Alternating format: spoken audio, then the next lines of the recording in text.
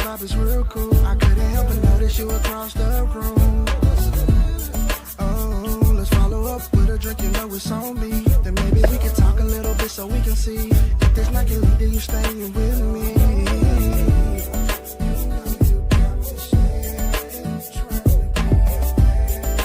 Take you home with me tonight, with me tonight. You got me staring.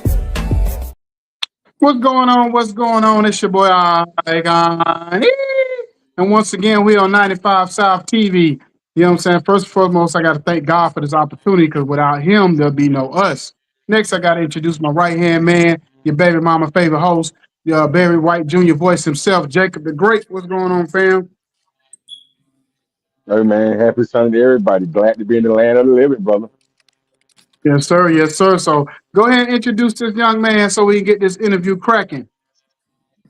Man, we got Mr. RaShawn Aaron, educator, motivator, you know, just all around community guy, and most important, man, he loved he loved the children of the future and just trying to lead them into a better way so they can be successful citizens of tomorrow, man. Welcome, my brother.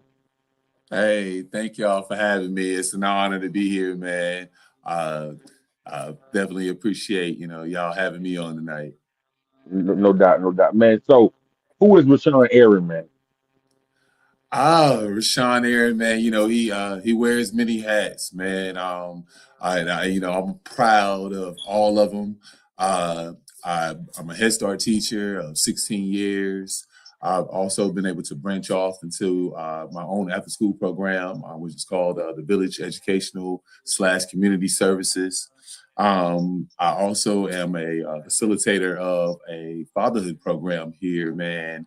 And these different hats, really, I think, make up, to help to, make Mr. Aaron, who he is, man. It's a wonderful feeling to feel as though that you are able to give the goodness and the blessings of you to others, man. And I feel as though, even though if you looked at me, I'm about 6'7", man. I play, basketball, and definitely thought, at one period of time I was going to the league, and the good man upstairs, had plans, for me in other places. So it's a blessing to, be a blessing. Oh, okay. So, after basketball, man, what was how did it become your final decision to choose to be an educator? It happened organically, man. I was in Spartanburg Methodist. I had stopped playing basketball, and I had a work study. And my work study was at the Salvation Army in Spartanburg, man. And while I was there, I was helping kids with their homework. They had a little gym in there. I got to, interact with the kids, man. And, I can't help, the way it made me feel, and just to see that, an ability to feel as though you were able to, spark light in others as they are, sparking light in you, was something that, really changed my life. And from there, I was more interested into, the education field. Okay, so you're down in Dillon, South Carolina, and Yes, you sir. are a Head Start teacher. So, what was those challenges and obstacles that you had to face as far as being a Head Start teacher, and how much did you learn, as you got really active in being a teacher in your school district? Actually, yes. It was a lot. But I definitely feel as though there were a lot of people along the way that, embraced what I was able to bring to the table and, helped me along the way, man. There are plenty of people, Head Start teachers, center managers in our district that really embraced what I brought to the table and also, helped me to, strive to be the best that I can be. And then when it comes to, honestly, in my experiences, when it comes to males in early education, especially Head Start, you can get this misconception that, all I do is just, pick up the babies and spin them around and all we do is play. But a lot is taught through play. But, it's a lot more intentional than the average eye may see. Okay. I come up with you. Okay, so let's get back to this fathers program. Because the one thing reason I really want to talk about that is because a lot of times, especially in the black community, we always want to talk about how the black man is not there, he's absent, he's not present, he's not doing his part, and we get a bad rap as black men in our own community. So, kind of talk about your fathers program and what it consists of and the impact that it's having. Man, it has been a phenomenal spark in Dillon, South Carolina, and I feel like even bigger than that. It has been. It was started by a lady named Shirlene Lewis. She's the director of the first Dillon County First Steps, and I was honored to be put on the team as one of the facilitators, man. And you'd be surprised at like the bond that has been created, the network, and also just a safe space for men, man, to really sometimes speak their truth and be comfortable enough to speak that truth, man. Because it's sometimes just inbred in our DNA to sometimes just hold it, take it, make it do what it do. But even I see it in our kids, but it's in our, in our fathers and our men as well. It sometimes can be so overwhelming and you don't have a space to confide and express and to network and to have, brothers to say, hey, you're not going through this alone. We may not have been through the same experience that you've been through, but you don't walk through the fire alone, man. And it has been a blessing, man. I know, serviced over 200 fathers. We've been doing the program by now about 4 years. And it's been beautiful. We meet every Wednesday at the Wellness Center. We've been on trips, man. We've had graduation ceremonies. But the bigger aspect of that is not only that we're coming together and we're building these bonds in this network, but helping fathers to do better. And not only do better, but want better. We've helped fathers to get job placement. We've helped fathers when it comes to getting custody of their kids, man. It's just been a phenomenal thing to be a part of. And, it's motivation to, just to see that given the right tools, the right environment, that positivity and love and understanding amongst everyone, not only just men. We have a man, a woman's, and a children program that meets, man. But the way we've been able to bring fathers together near and far, man, has been a phenomenal experience to be a part of. Uh-oh. I can't hear you. I come you on mute. I come you on mute. My bad, I was on mute. Randy Page was asking, how is your experience as a student athlete translate to the classroom as a teacher and a mentor? One of my favorite teachers. He was the science teacher, but he also was my B team and ended up being my varsity head coach, man. He's the one. I have a story. I was sitting on the bus one game, kind of upset about, my playing time. And he came and sat with me and he said, "You would make a good teacher." And at the time, I can just imagine the look that I gave him because, that was the furthest thing that was, from my mind. I was like, I'm going pro. But yet there were so many life lessons that he taught me in the classroom and on the basketball court, man. Where that, you know, I have a passion for basketball that started early with my father. I played basketball from when I was maybe 7 years old, reg, up to high school, and played college ball. And there's a lot of things that, you know, basketball can teach you to also help you to be a great educator, but also help you to be a great person, man. You have to understand teamwork, sacrifice, uh, work ethic. There's so many things that basketball has, you know, taught me and continues to teach me. You know, I still play a little bit. You know, I'm about retired, but you know, I still can shoot a little bit, man. And you know, basketball has been something that is also was a thing that kept me grounded in an environment where I definitely could have went left. There were plenty of times where the basketball was a friend that was saying, "Hey, maybe you don't need to go up here, or maybe you don't need to do this. Continue to shoot this jump shot, or you know, work on your game." And I definitely feel as though basketball, in a way, saved me from maybe being in a different situation than I am today. Okay, so I wanted to ask you this, and you kind of perfect person to ask about this because me and Jacob been talking about this a lot over the last couple of years when they talk about our youth. And you've taught for 16 years. So you've taught through what they call it the COVID era of babies, Yes. and what's the generation before that? I always get the name Generation X, whatever it's called.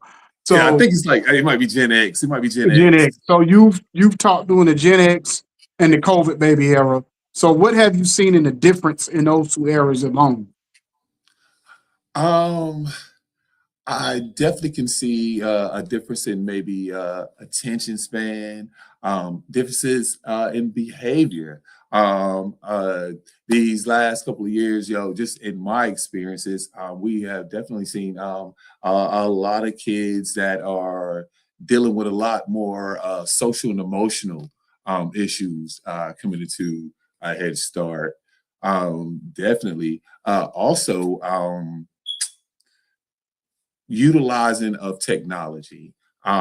You'll be amazed at how you'll see a 3-year-old and they know how to go to YouTube and go to whatever video they may want to see, but they don't know all their letters. You know what I'm saying? It's just uh, a different day and age. Yeah. And I feel as though, like, as a true educator, we must constantly strive to adapt to the child. And Mhm. like I say, you know, being in a technology age, utilizing that for the positivity, not utilizing that as a pacifier to have kids to be in a certain demeanor that you may want. Um, but yes, and then also a behavior. And you know, I'm not a doctor, but I will also say that I have seen not only in Head Start, but in my after school program, we're having seems to be more kids that are being diagnosed of being, you know, along the spectrum, some type of, Mhm. you know, learning disability or something that it may be. And the way I teach here at the village, we're more like the village. We Mhm. all are in one like setting together, and that's all ages. And I feel like that plays a valuable impact too. I feel like, you know, just because a child may learn differently, um, like I don't feel as though they may need to be in, you know, in certain extenses they may, but I have seen children thrive when they are placed amongst, you know, all types of children. And you know, and I feel like that is, you know, something that I believe in too, man. Definitely. It's funny you say that because my granddaughter, I remember when she was 2 and she was navigating through YouTube and all of that. And I'm like, what? I'm like, how does she know where to go to? And it blew my mind. Like, this is crazy. You know what I mean, or Yeah. whatever the case may be. And I got another question, and either one of y'all can answer this question. Because I said, 'cause, I drive, I'm on the road a lot, so maybe I missed a lot of stuff. Because I'll be on my own little world out there over the road. When did the word spectrum come in play? When the first time I heard it, I didn't know what that meant. I'm like, spectrum, what is that? So I was confused. So I'm like, what Yeah. is spectrum? So when did that come in? So is that supposed to replace autism? The word autism? I'm guessing. Um, well, to not necessarily to replace it, but they're just saying that as far as spectrum, like there's so many levels of autism and ADHD that they can, and I've seen it myself. Some of the most intelligent individuals that I've interacted with were on the spectrum. I had a boy; he was 4 years old, and out of memory he could draw the Google and the Nickelodeon sign like out his head. The colors and everything had to be perfect. But yet, on another degree of that, when it came to like social and emotional empathy, having empathy for other people's feelings, just sometimes just reacting on impulse, knock a kid toy over or something like that. But yet was also just highly intelligent, and I feel like the spectrum is more to give you understanding that there are degrees, because you can have very high ADHD where or autism where it's very difficult in maybe certain settings to have them to maybe act or to be like say for instance Head Start. You may have a degree where you have a child that is very functioning with their learning, and also with the certain tools and things that we use. We have different people coming in, doing different types of therapy with the kids.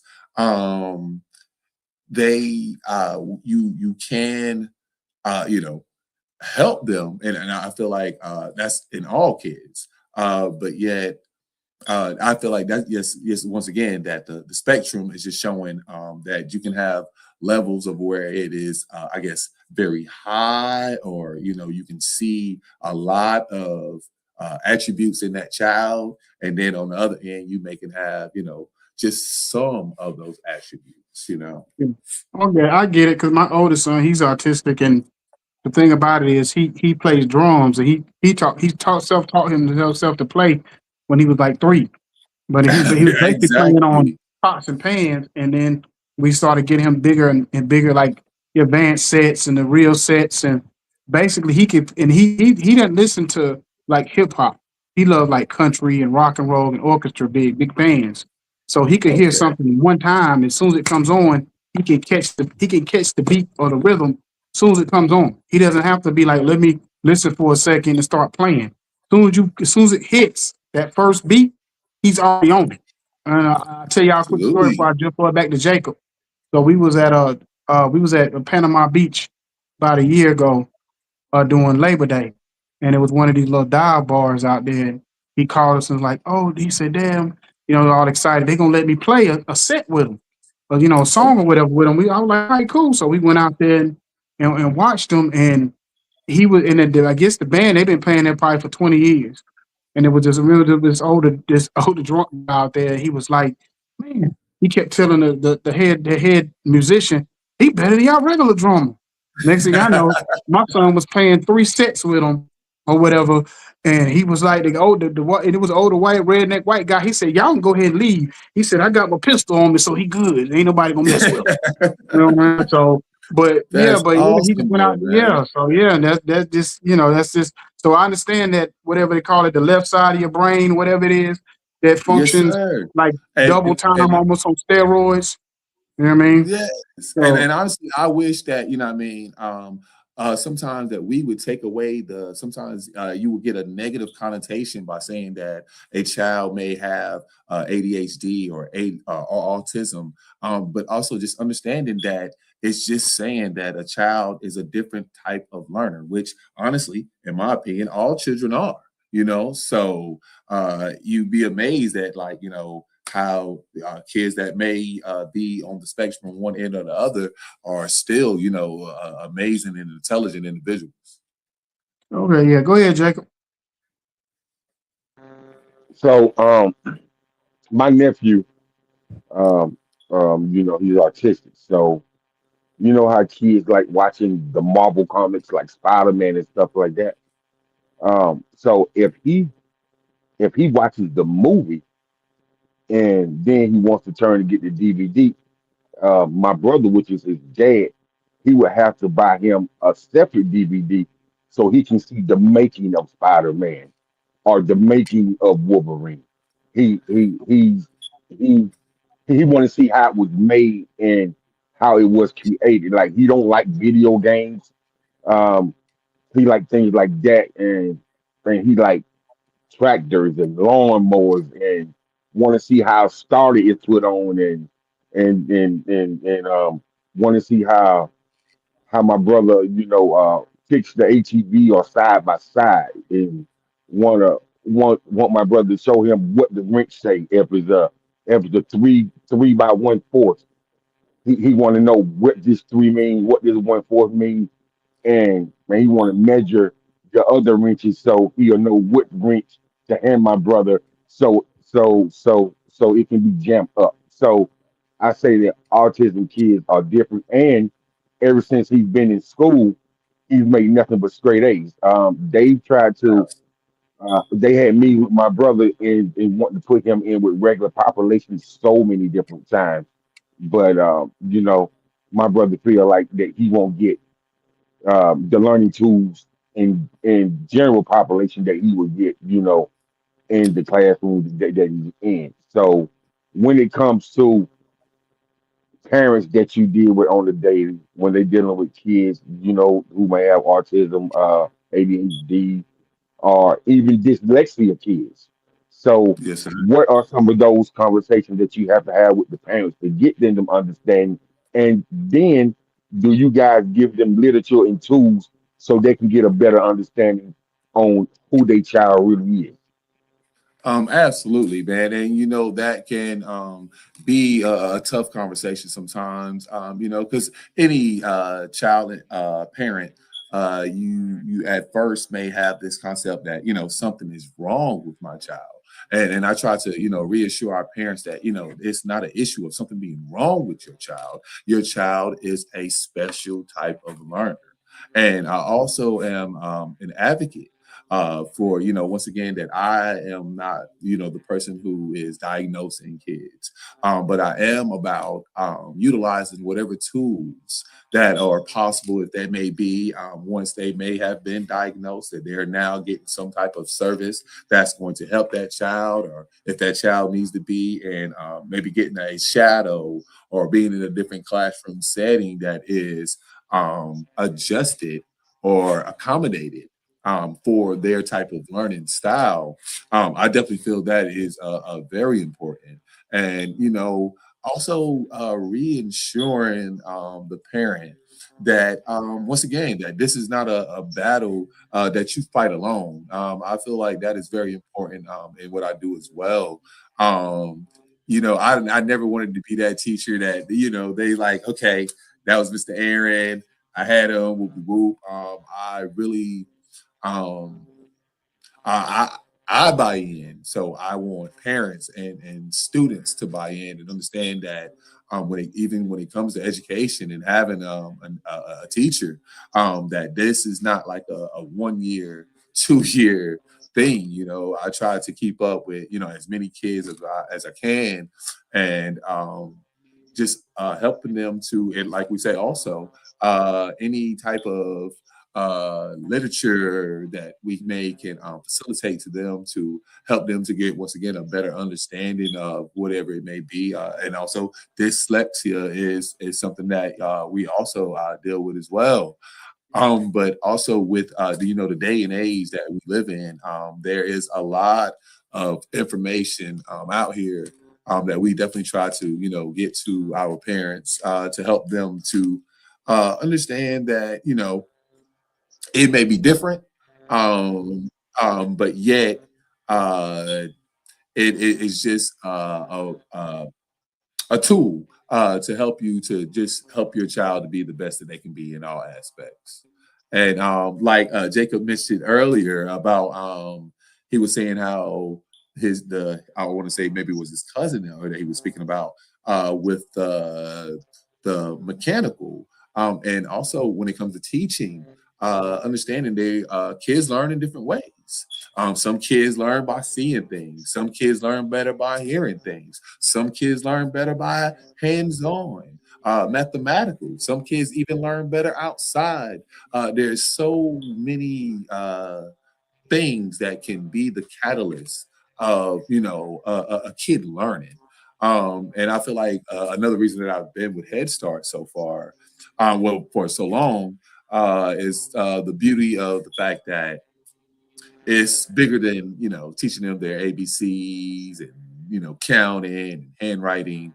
I'm really in a place where I can inspire learning, the want to know, and curiosity of learning about things in life.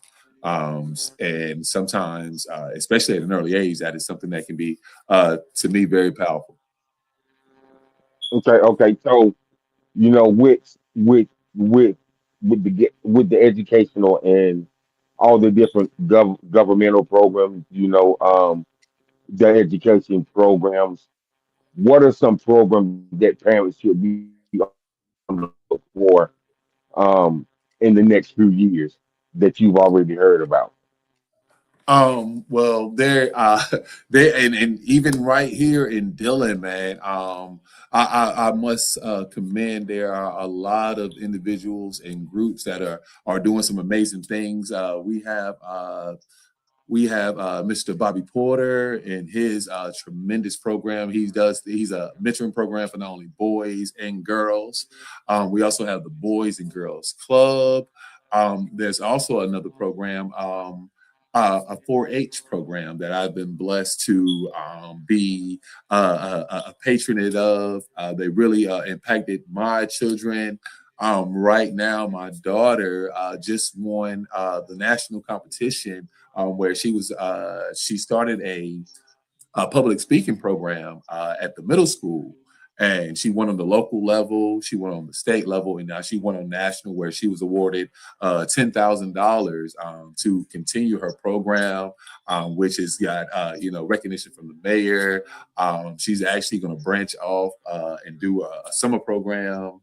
As well as I'm doing a summer camp, but she's going to do her own summer camp, man. And she's just in the ninth grade. But there are a lot of programs that are doing what is important. And what I feel is the most important is mentorship, and education.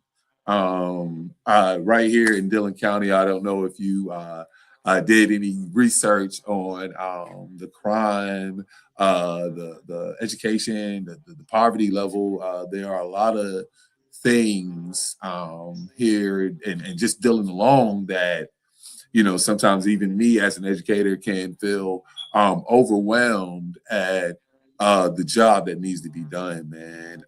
We have a lot of youth that are just dying for nothing when they could, just choose to live for something, bro.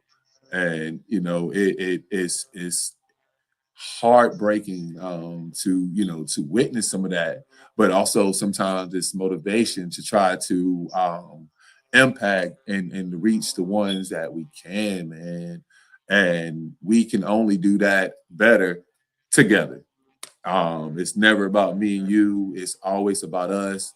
Um, we all are educators, mentors, leaders in our own aspect.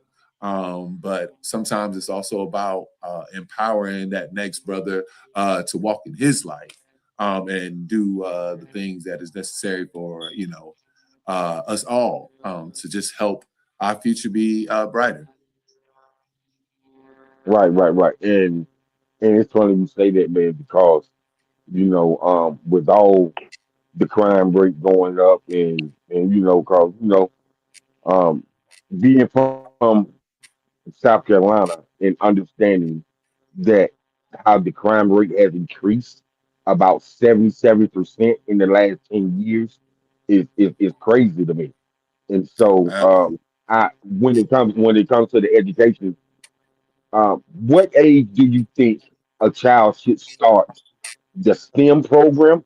And do you think that every school should at least offer the STEM program to students? Absolutely. And as early as possible, man, when it comes to science, technology, engineering, and mathematics, man, it's and we do it with Head Start, man, and you can do it with some of the simplest things to incorporate that.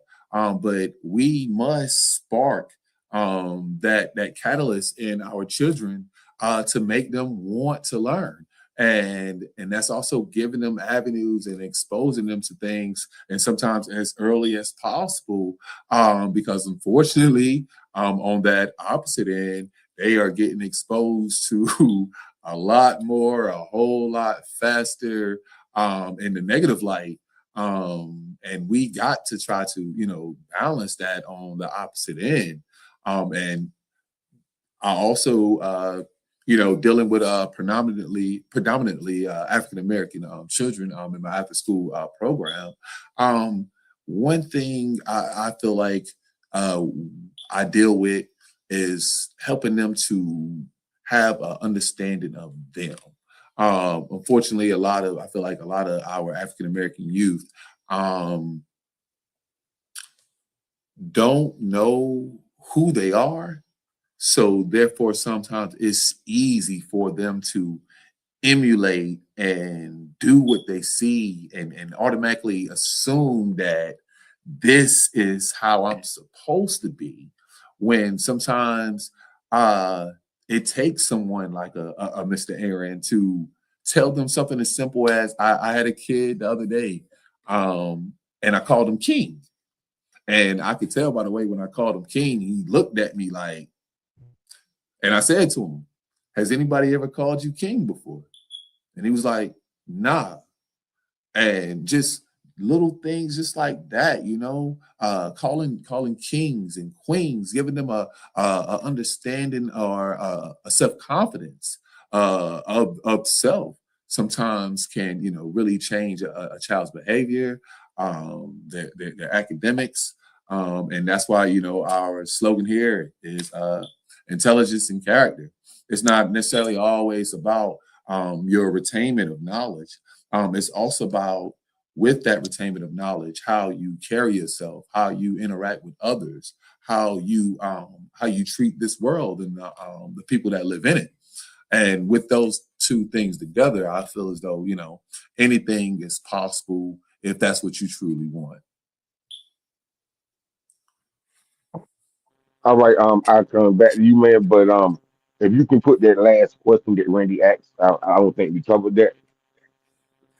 Yeah, the last question was, as an educator, you're responsible for teaching kids, but hold on, teaching kids that what have kids taught you about not only yourself, but about life in general. So I guess basically you teaching kids, and what have kids have taught you in return. So many things, bro. Oh man. One that immediately stuck out is how sometimes kids can be very true in their judgment of people. How they can feel energy, they can feel sometimes how a person energy is. They've taught me love. They taught me empathy and understanding. Man, you'll be surprised of how, like, even sometimes as an educator and the things that I am doing, I can't help but also be RaShawn Aaron. And RaShawn also has, things that goes on outside of being a teacher, outside of being a facilitator, but yet going into a situation where you have to put your mask on, you have to be a certain type of individual, and still seeing that kids still can feel you, uh, give you a hug, and just say something awesome about you that just uplifts your soul, man. In the perfect moment. Um, also, like they say, the way kids, and especially at early ages, the way they love one another, especially when that has been the norm. That is from when you set a house of love. Just seeing how they interact with one another, man. Like an example of that is just having kids, especially early, of different learning levels, and just seeing how you have one kid that go in there and she'll maybe grab another child's hand and put them in line, or help them open their milk. And those things I feel are so invaluable things that we can teach our children, man, when it comes to, honestly loving and caring for any and everyone, man. And they have been, great examples of that. They can be very honest. Also, I've seen it where it's on the spectrum of not even realizing sometimes how their reality is a norm, and you'll be like, oh my gosh, this may have been what occurred. Sometimes it can also be uh how they may casually, you just sitting there in the house area or building blocks with a child, and they will express something that has occurred or that they've seen, and say it sometimes so nonchalantly, to the point where you know you can tell that you can't truly uh, understand what a child may be going through, and also having to come to school and wake up early and learn his letters, and do all of these things as well. And I feel like also, as an educator, most basic necessities have to be met. A child has to feel loved, safe, protected. They have to sometimes not be hungry, not be sleepy. There are a lot of basic necessities that have to be met sometimes. And in my field, you sometimes you wearing a lot of hats. I'm a teacher, but sometimes I'm a doctor. Sometimes I'm a negotiator. Sometimes I'm a shoulder to cry on, a level of comfort or safety. You have to be a lot of different things, and a lot of times, well, I'm not going to even say a lot of times, but that can, on an educator, be sometimes a lot. And it's amazing to me, man.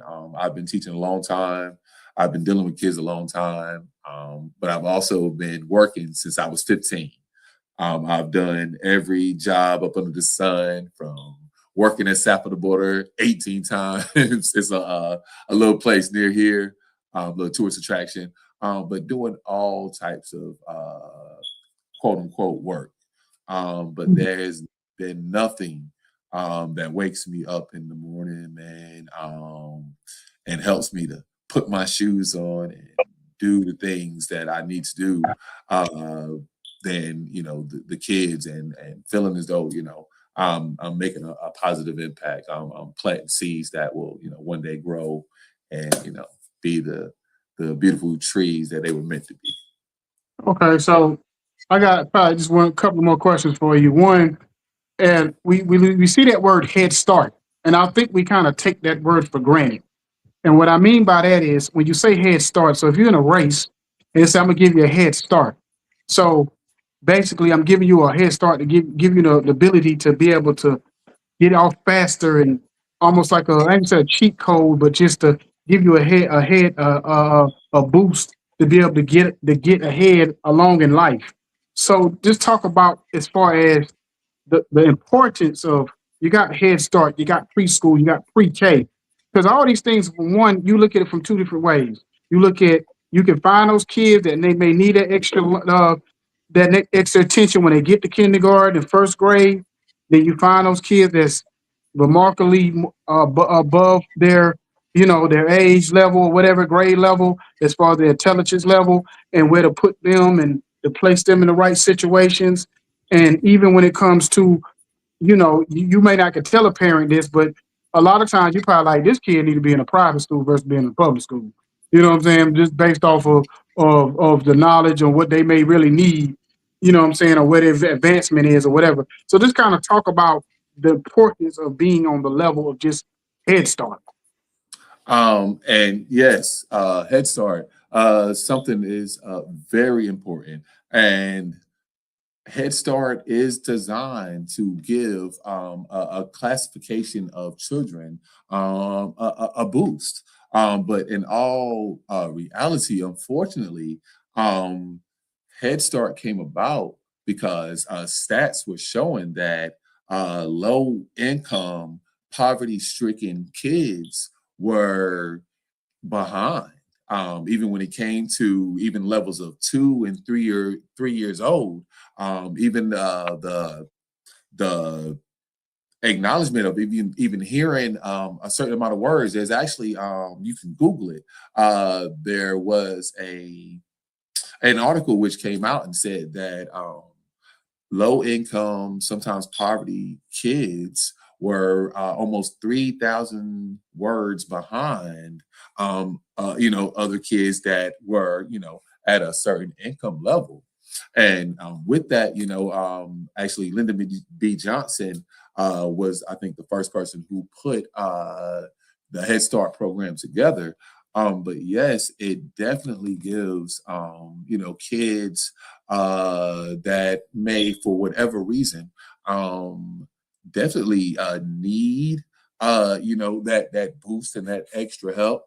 It also can be a place where um, kids that are already, maybe more higher on that academic level or level of intelligence, and a lot of things play a part in that, you know what I'm saying?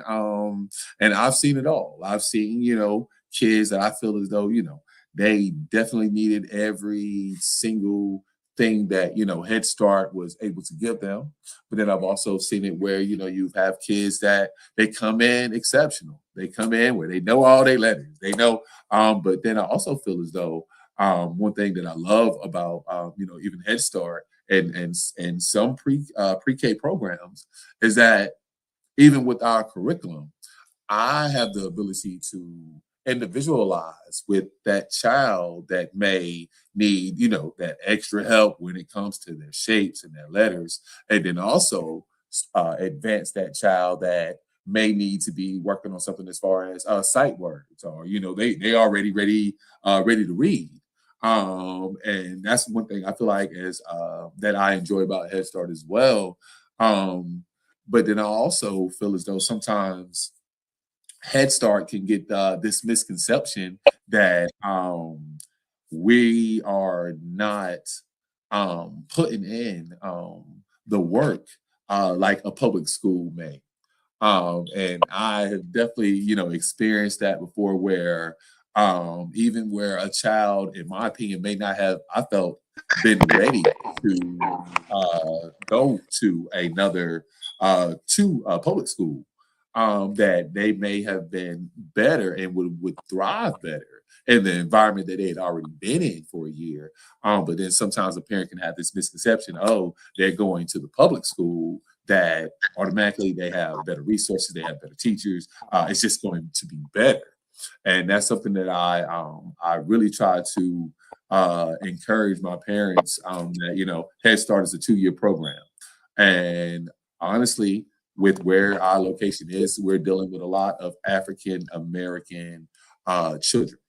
And with an African American child, them being comfortable and an African American setting, where the janitor is African American, the teachers are African American, the custodian is African American, that can also help children to have a sense of knowing, and with that also can help them to be prepared when that situation changes, where they may not have a custodian that looks like them.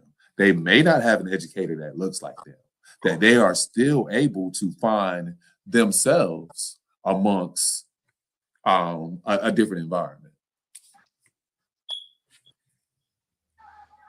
Okay. Well, brother, I appreciate you coming on, giving us some time. Everybody subscribe to 910 at SNE. But I do have one question for you, and this is off Okay. the teacher part of it. Okay, gotcha. Being that you a basketball head, I'm asking all my sports heads, give me your NBA Finals pick. I'm putting you on the spot. Yeah, I need my two Okay, teams. NBA Finals, man. If Wemby don't get no more concussions, man, I see the Spurs or OKC coming out. I definitely feel as though it's coming out the West. But the Spurs with Wemby and the team that they have, I definitely seeing them making a very strong push. If I had to put my chips on it, I would say San Antonio Spurs, man. And my brother, he gonna feel some type of way about that because his team is Houston. And, LeBron has been, playing on a whole another level right now. Yeah, he on the new steroids or something, bro. I don't know what to say. So what's your East team? Who they gonna be playing? My East team. I like the Knicks and I like Boston.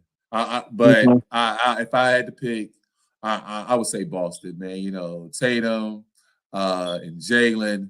Jalen been putting in work all year, man. He one of those quiet monsters. You know what I'm saying? He ain't gonna talk too much. He going in there and he going to put in work, man. And then with Tatum coming back, they gel well. I like Derek White. I like a lot of their pieces. And I can see them coming out the West, but I don't see them winning it all. I got Boston and I got OKC, and the only reason I got OKC, the only problem I got with the Spurs, and they probably dealt with a little bit with Wemby being out already, is the experience and the going through the, because most of the time you got to go through a little something before you get to the mountaintop. So that's the only thing that scares me about them. They haven't really gone through the trials and tribulations that you have to go through, other than Wemby being out that one game. But as they go into get a little bit deeper, because and they might get lucky because let's just say Minnesota pulls it off in the next couple of games, and with Anthony Edwards hobbling around, that would probably be an easier series than it should be. You know what I mean? Because even if he comes back, I don't see him being Anthony Edwards.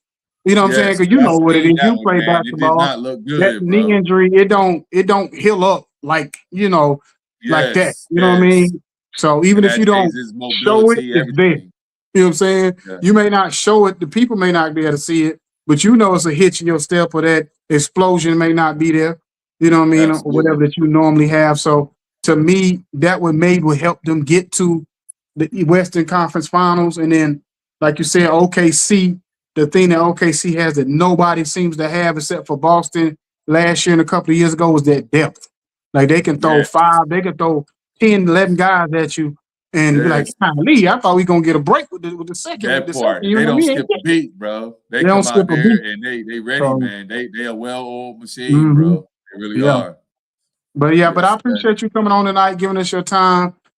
Just kind of teaching us about, because we haven't had many teachers on here. I think you may only be maybe like the second one, and that's in 7 years. And that's not the purpose. That's just the way kind of things go. And we try to get people on here like yourself, especially in today's time where I think a lot of time parents need to hear this kind of stuff when it comes to the educational system and their kids and what to look for at home when you're dealing with certain kids. You know what I mean? Or kids, you need to know you always need to know where your kids at educational wise, and don't be so a parent where you don't say, oh, I know my kid needs some help.